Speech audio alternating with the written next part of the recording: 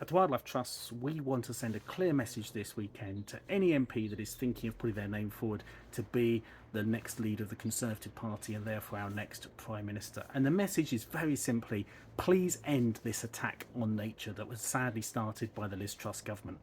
How do you do that? Well, first of all, you rip up the appalling repeal of EU retained law bill, which actually threatens 570 pieces of environment legislation that have taken decades to put in place. Let's have a sensible conversation about how we can evolve EU law in a UK context in a way that gives better, stronger protection for the environment, not weaker protection in future.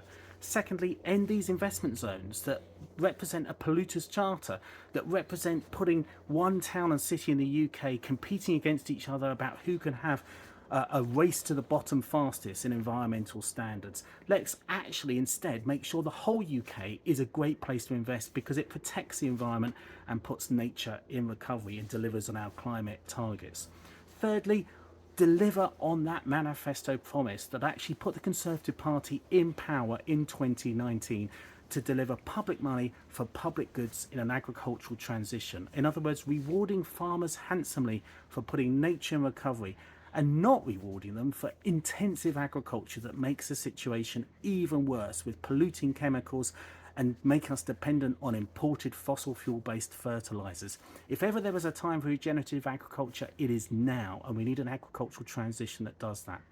Fourthly, put that ban back in place on fracking and end the lies that tell us that somehow fracking is going to reduce our energy bills or deliver energy security, because that's not true and there's very little evidence to suggest it is. So instead, let's commit to energy insulation and renewables, and that's the real way we get through this energy crisis. And perhaps most importantly, let's have a positive narrative about how we can have investment and growth in a way that's good for nature and good for the environment rather than pitting them against each other.